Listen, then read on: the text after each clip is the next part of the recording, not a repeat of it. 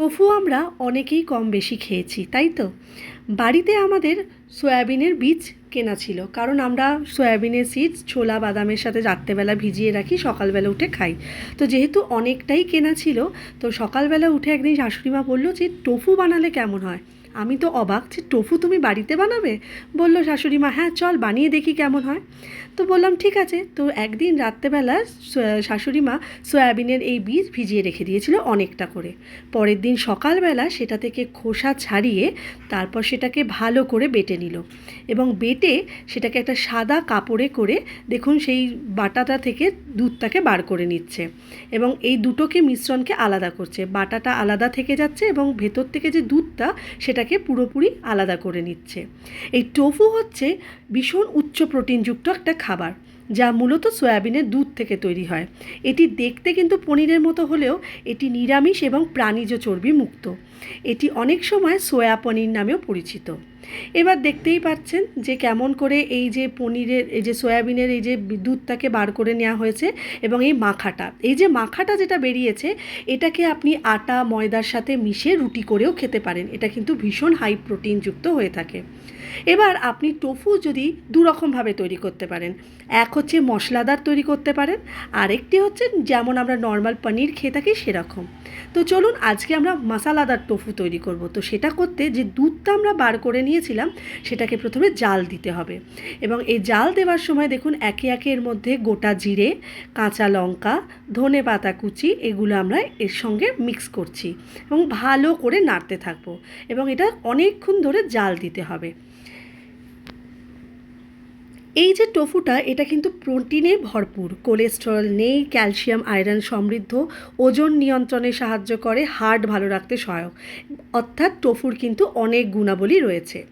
এবার এটাকে একটু স্পাইসি করবার জন্য আমরা এটার মধ্যে চিলি ফ্লেক্স অ্যাড করেছি, একটু স্বাদ মতো নুন, এবং অল্প সামান্য একটু মিষ্টি অ্যাড করেছি। আপনারা চাইলে করতেও পারেন মিষ্টি, আবার নাও করতে পারেন। এটা আমরা ব্যালেন্সের জন্য করেছিলাম। আমার শাশুড়িমা কিন্তু রান্নাবান্না করতে ভীষণই ভালোবাসে। শুধু রান্নাবান্না নয়, নতুন নতুন খাবার দাবার ইউটিউব থেকে দেখে উনি এগুলো ভীষণভাবে এনজয় করেন, এবং আমাদেরকে মাঝে মাঝে করে করে খাওয়ানো। তো এই রকমভাবে টোফুটাও উনি দেখেছিলেন এবং নিজেই বললেন যে চল বানিয়ে দেখি কেমন হয়। তো দেখলাম বেশ ভালো হয়েছে। যখন ভালো হয়েছে তখন আপনাদের সাথে শেয়ার করতে কি দোষ, তাই না? এইবার দেখছেন এর মধ্যে নুনও অ্যাড করলাম, এবং স্বাদ মতো মিষ্টিও অ্যাড করে নিয়েছিলাম।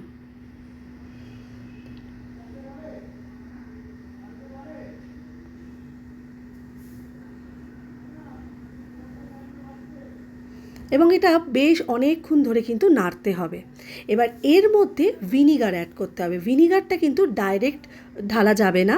ভিনিগার আপনি যতটা নেবেন ততটাই জল। আমি এখানে 4 চামচ ভিনিগার নিয়েছিলাম, তার সঙ্গে 4 চামচ জল দিয়ে আস্তে আস্তে এই পরিমাণটা আস্তে আস্তে ঢালতে হবে, এবং কনস্ট্যান্টলি এটাকে নাড়াতে হবে যতক্ষণ না ছানা কাটার পর্যায়টা চলে আসে। এবং দেখুন আমি কিন্তু ভিনিগারটা একবারে ঢেলে দিইনি, একটু একটু করে ঢালছি এবং সঙ্গে সঙ্গে নাড়তেও থাকছি।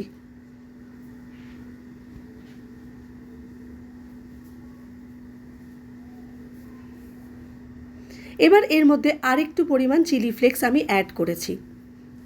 এবার দেখতেই পাচ্ছেন কেমন ছানা কাটার মতো হয়ে গেছে। এটা আরেকটু ধরে ধরে নাড়তে হবে, এবং এটা কিন্তু পুরোপুরি তৈরি।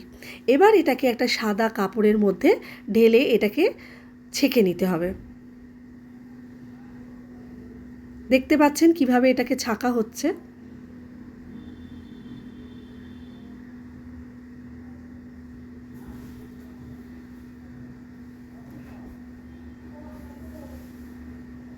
এবার সেই সাদা কাপড়ের মধ্যে যেটাকে ছেঁকে নিয়েছি এটাকে ভালো করে জলটাকে নিগড়ে নিতে হবে, যেন একটুও জল না থাকে। এবার একটা শিলের মধ্যে চাপা দিয়ে যে এক্সট্রা জলটাও থাকবে সেটাকেও বার করে নিতে হবে। এবার দেখুন এটা কীরকম হয়ে গেছে, একদমটা শক্ত মতো হয়েছে। এবার এইটাকে আস্তে আস্তে আমি ছুরি দিয়ে কাটবো, যেরকম শেপ আপনি করতে চান।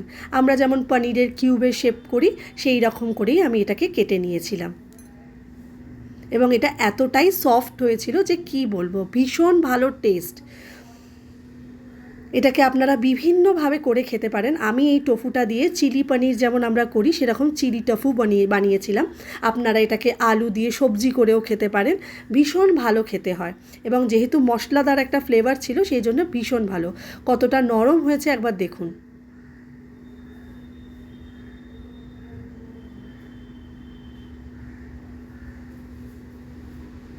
এইবার এটাকে আমরা একে একে পুরোপুরি কিউব করে একটু সাজিয়ে নিলাম। ব্যাস, আমাদের কিন্তু টোফু রেডি।